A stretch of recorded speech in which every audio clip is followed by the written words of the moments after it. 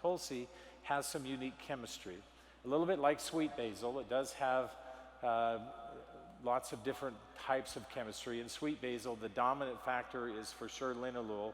In this case, it's not dominant eugenol, which is a phenol, nor is it dominant in its sesquiterpenes. They each exist in a very close range with one another, and those three compounds make up as much as 80 to 90% of the chemistry. And so it's really significant, the impact that they have. So I want to talk with you a little bit about why I believe this oil is valuable to us. Now, different than sweet basil, this oil is meant to be used aromatically, and it's meant to be used topically, not internally.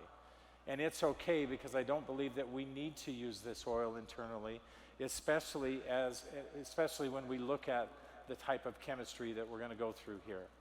Now, remember earlier, I said that in terms of our health, essential oils support the body in two significant ways, which you will learn more about in the future. One is controlling expression. How does it help us to control so we have appropriate expression? The right proteins are enacted and engaged. To give you a little more insight into that, remember several years ago we had this opportunity where we did research where we looked at the entire human genome.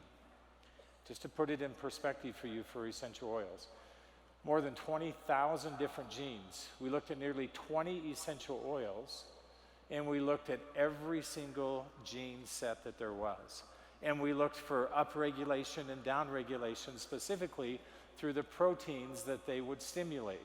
And so it started to give us some indication of pathway, some indication and knowledge of how essential oils might be used more efficiently.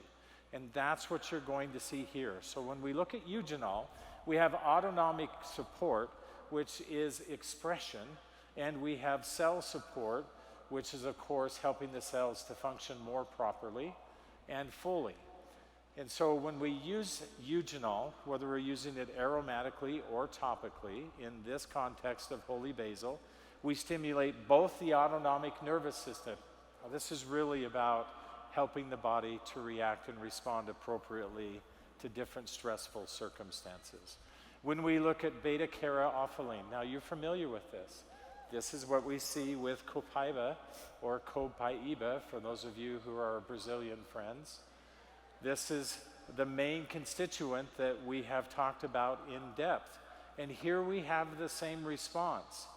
We stimulate autonomic support, relaxation, helping the body to manage stress more appropriately, and cell support.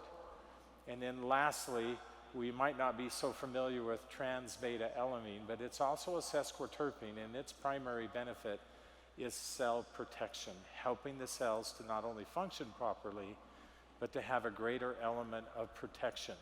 Now, the reason why essential oils can have those kinds of outcomes, and this, although specific to holy basil, the reason why we see those kinds of outcomes is because of the chemistry that we see within the essential oil. And remember, we've talked about this multiple times. It's not singular. It's not just because of these three compounds that I've highlighted.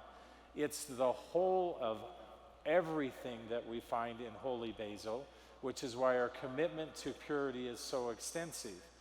And what we've learned is that holy basil is adaptogenic. And in fact, many of the essential oils that we provide, this is only a few, is adaptogenic. So when we look at frankincense, we all know frankincense as being supportive of cell function. We use it for a variety of reasons, but that's largely how we talk about frankincense. When we look at lavender, we know that it's calming, it's soothing. It helps our body to react and manage stress more appropriately. And when we look at copaiba, its interaction with the endocannabinoid system, which you're very familiar with, and its direct pathways within that system make it extremely powerful.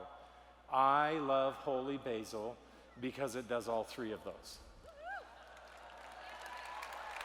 Now, I'm going to tell you, when we talk about something being adaptogenic, we mean that it supports normal physiological functioning within the body, which is what we've been talking about, controlling and managing expression and supporting proper cell function.